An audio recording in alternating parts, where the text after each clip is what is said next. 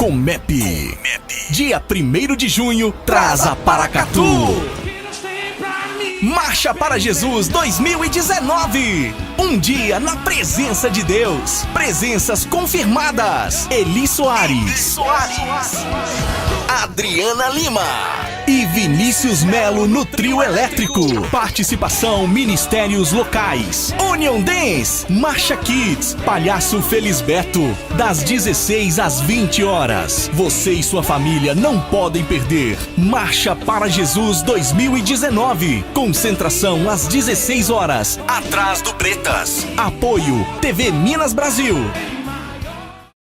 Estar em dívida com o município é estar em dívida com a comunidade. Você prejudica os investimentos, as melhorias, os serviços à sua disposição e de todos aqueles que estão em dia com o município. Em cumprimento à lei, a Prefeitura de Paracatu está iniciando, a partir dos maiores devedores, o processo de cobrança de débitos inscritos no Cadastro de Dívida Ativa. Os devedores serão protestados e seus nomes inclusos no SPC Serasa. Se você está em débito com o município, procure com urgência o Departamento de Receitas e regularize sua situação com até 100% de desconto em juros e multas. Mantenha seu nome limpo e os serviços à comunidade em funcionamento. Fique em dia com Paracatu. Fique em dia com a comunidade. Prefeitura de Paracatu. Mais trabalho, novas realizações. Já pensou em investir por mês o valor de uma porta ou de uma janela e conquistar um patrimônio para a vida inteira?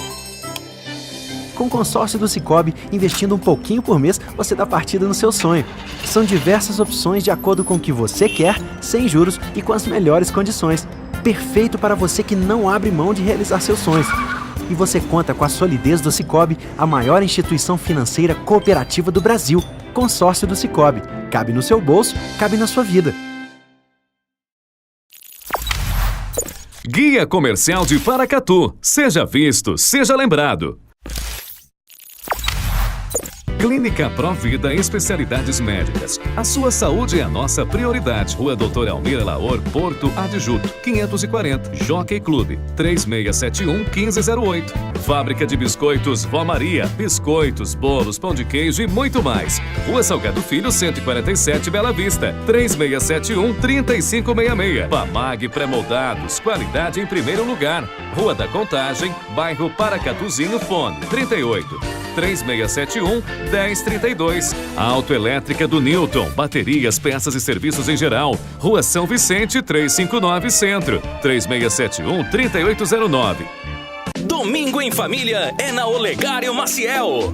A Prefeitura implementou o programa Domingo Saudável, uma opção de lazer e diversão para toda a família na Avenida Olegário Maciel. Para quem ama todo tipo de esporte ao ar livre, para quem curte dança e aeróbica, para quem quer passear com as crianças, brincar, caminhar, andar de bike ou patins.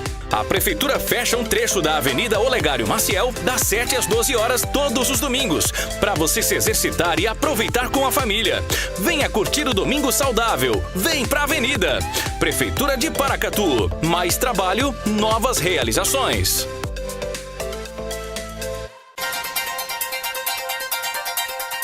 O uso crescente de antibióticos pode causar diversos tipos de problemas, alerta a ONU. Cada vez mais pessoas usam telefone celular sem acesso à internet. Municípios recebem projeto piloto de enfrentamento à violência. Cultura. Forró pode se tornar patrimônio imaterial. Continuam abertas as inscrições para a 14ª edição do Festival da Música Brasileira de Paracatu. A 4ª reportagem da série Maio, Mês das Noivas, aborda o casamento religioso. E ainda, conheça o trabalho do Lar dos Pequeninos em Paracatu. Estes e outros assuntos agora no Minas Brasil Notícias.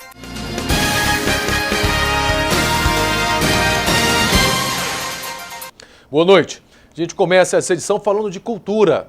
O forró pode se tornar patrimônio imaterial.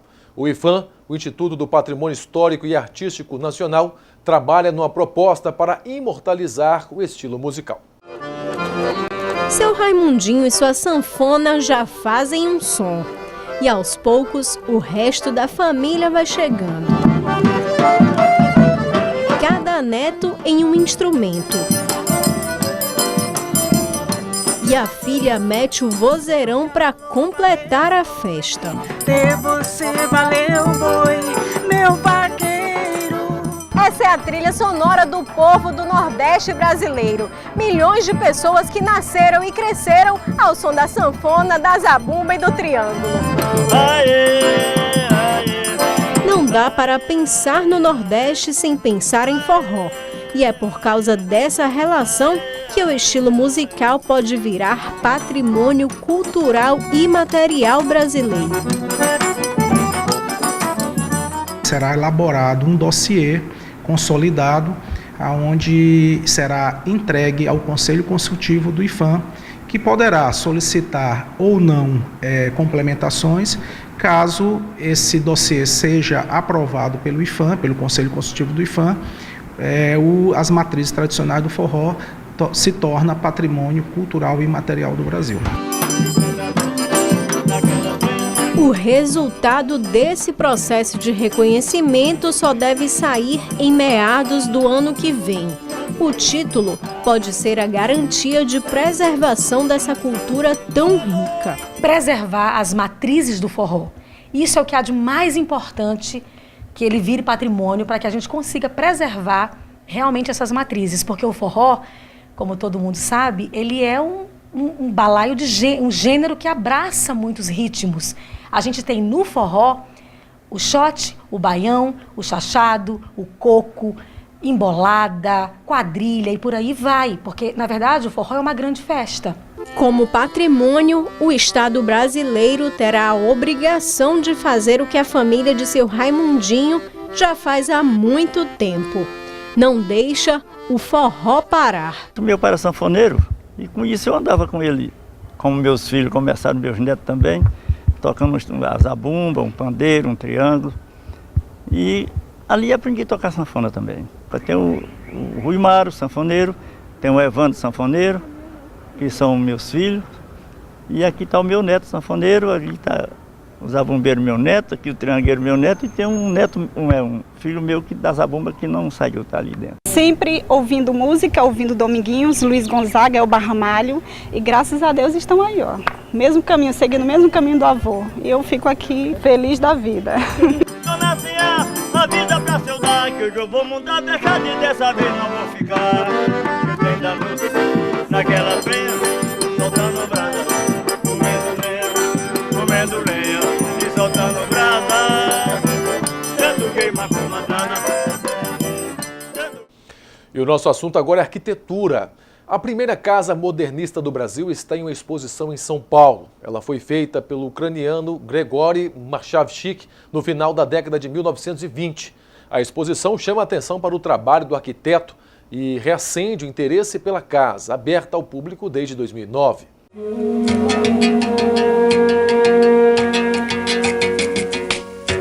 Abaixo as decorações absurdas e viva a construção lógica, decretou o arquiteto ucraniano Gregory Marchavchik. A casa que ele construiu para morar em São Paulo com a esposa e responsável pelo paisagismo do projeto, Amina Klabin, foi a primeira casa modernista do Brasil. A gente estava num cenário em que as construções tinham muito ornamento, era um misto, né, de influências, na sua maioria europeias. Então essas construções eram todas assim, quase que mini castelinhos, né? Quando o Marchavchik chega ao Brasil, em 1923, ele já vem com a influência do modernismo europeu e aí ele começa a fazer esses projetos. A primeira construção dele é a de 27, que é a da Casa Modernista, que ele fez como residência dele. Foi um choque muito grande.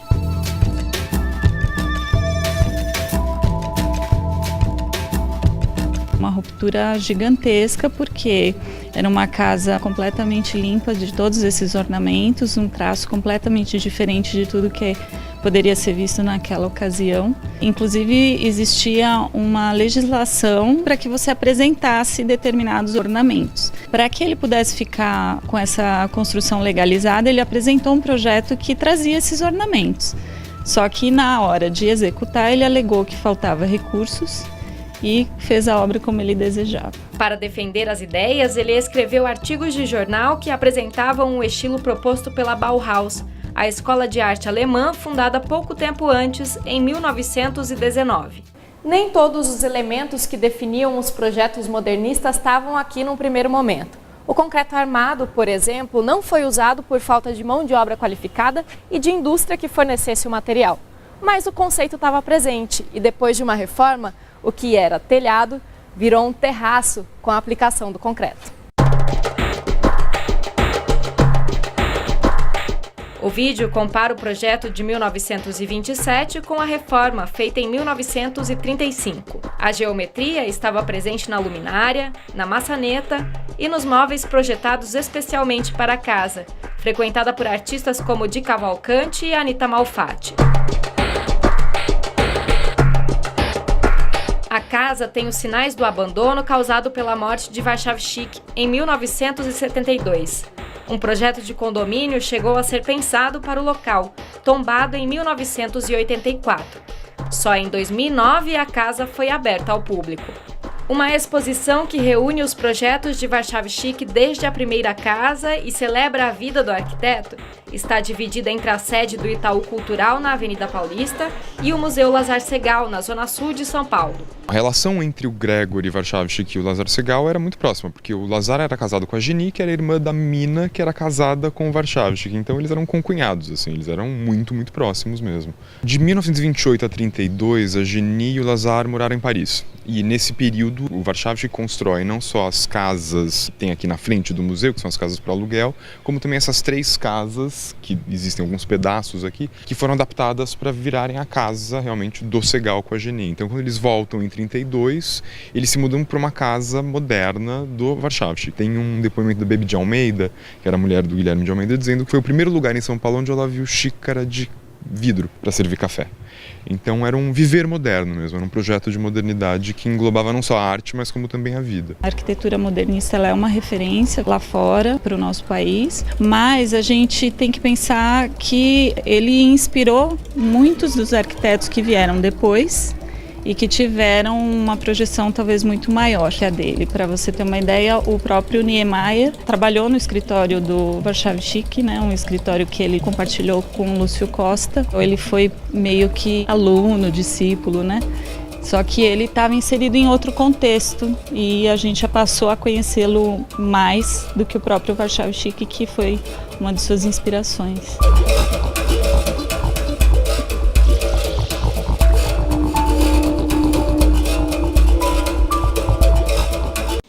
E a partir de agora, motoristas de aplicativos como Uber e 99 Táxi vão poder se inscrever no INSS para ter direito à aposentadoria, como qualquer outro trabalhador formal.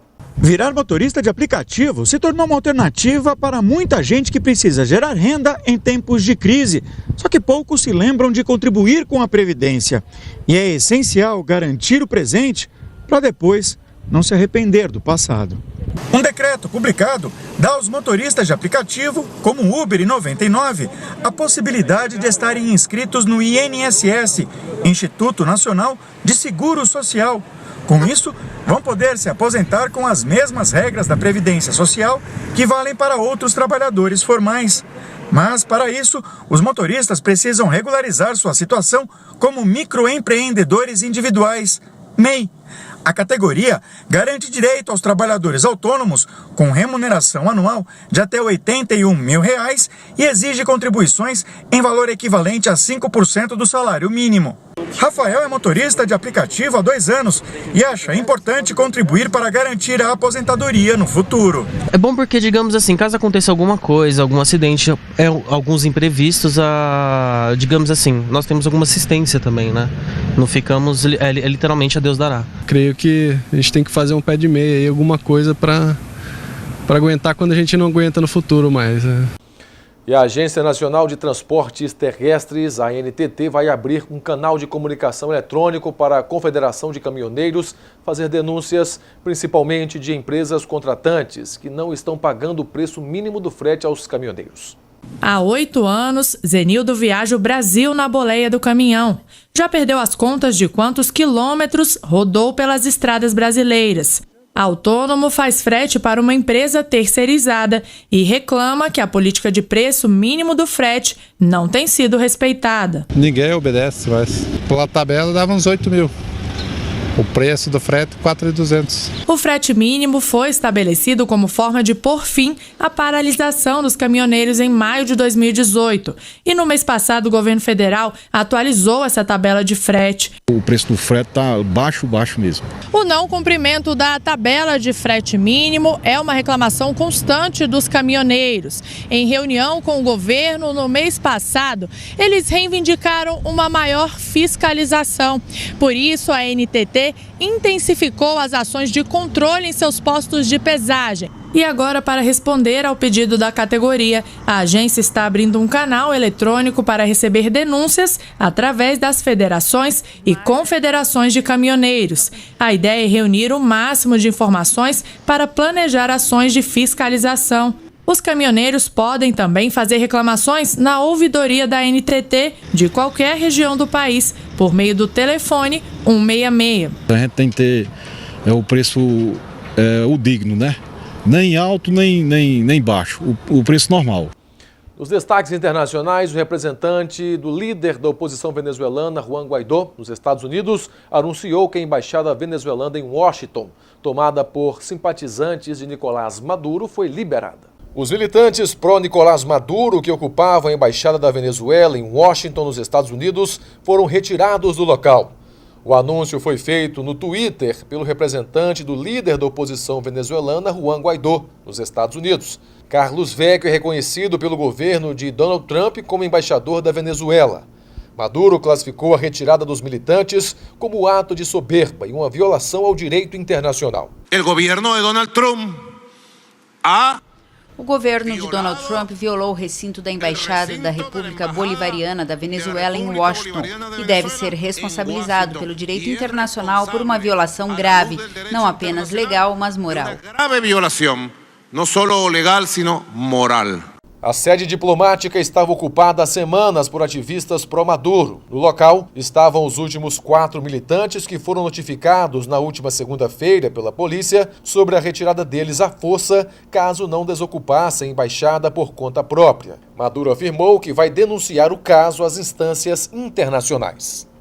E o ex-líder político do ETA, mais conhecido como Josu Ternera, foi detido nesta quinta-feira na França, depois de passar 17 anos foragido da justiça espanhola. A detenção de um dos dirigentes históricos da organização separatista Armada Basca, dissolvida há 1 ano, aconteceu nas primeiras horas do dia na localidade de Salanches, nos Alpes franceses, anunciou o Ministério do Interior espanhol em um comunicado. Ternera, de 68 anos, é descrito no comunicado como o militante da organização terrorista ETA mais procurado pelas forças policiais, tanto espanholas como francesas. Durante 40 anos de violência pela independência do País Basco e Navarra, o ETA assassinou mais de 800 pessoas, até abandonar a luta armada em 2011. Em maio de 2018, o grupo anunciou a dissolução. Ternera foi o responsável por gravar a chamada Declaração Final, que acabou com um grupo criado na resistência contra a ditadura de Francisco Franco. Ao que parece gravemente enfermo, a imprensa afirma que Ternera tem câncer. Josu Ternera estava foragido desde 2002 da justiça espanhola, que o vincula ao atentado com bomba de 1987 contra um quartel da Guarda Civil em Zaragoza, que matou 11 pessoas, incluindo crianças. No próximo bloco, o uso crescente de antibióticos pode causar diversos problemas, aponta a ONU. Cada vez mais pessoas usam telefone celular sem acesso à internet. E ainda, municípios recebem projeto piloto de enfrentamento à violência. A gente volta já. É hora de intensificar o combate ao mosquito transmissor da dengue, zika e chikungunya. Proteja sua família e sua comunidade. Sem ação não tem prevenção. Verifique lajes e telhados, mantendo-os sempre limpos, desobstruídos e secos. Mantenha tonéis, barris e a caixa d'água sempre muito bem fechados. Lave com água corrente e sabão os potes de água para seus animais, no mínimo 2 vezes por semana. Faça sua parte. Evite água parada. Sem mosquitos, sem doenças. Prefeitura de Paracatu. Mais trabalho. Novas realizações.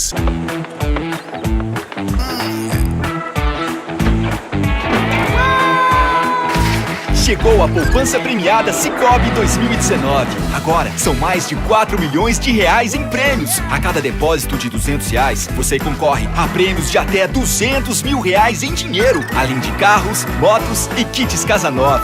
Quanto mais depositar, mais chances você tem de nadar de braçada nesses prêmios incríveis. Participe! Sicoob, faça parte. Guia Comercial de Paracatu. Seja visto, seja lembrado. Tudo para alegrar o seu dia você encontra no Viveiro de Mudas Marabá. Plantas ornamentais, frutíferas e arbustos. Fazemos manutenção e projetos de jardim. Rua Gastão Pereira Gonçalves, número 126. Água de Cheiro, a sua loja mais completa da beleza. Perfumes, maquiagens, hidratantes, kits presentes. Água de Cheiro, a beleza brasileira. Avenida Deputado Quintino Vargas, 104. Na Vilela Autopeças você encontra tudo em linha leve para veículos nacionais e importados. Vilela Autopeças, Rua Prata, número 112, Amoreiras 2. Dinâmica Móveis e Papelaria, tudo em artigos de papelaria e uma linha completa em móveis para escritório. Rua Joaquim Murtinho, Centro, 3671-6389. A visão é o sentido mais importante do ser humano, mas pode ter hora que enxergar fica difícil. Nessas horas você pode contar com o Hospital Oftalmológico de Paracatu. Consultas, exames e cirurgias com profissionais altamente qualificados. Contamos com os mais modernos aparelhos e um centro cirúrgico completamente equipado para cuidar dos seus olhos. Visite anualmente o seu oftalmologista e veja o mundo com bons olhos. Hospital Oftalmológico de Paracatu. Nossos profissionais só têm olhos para você.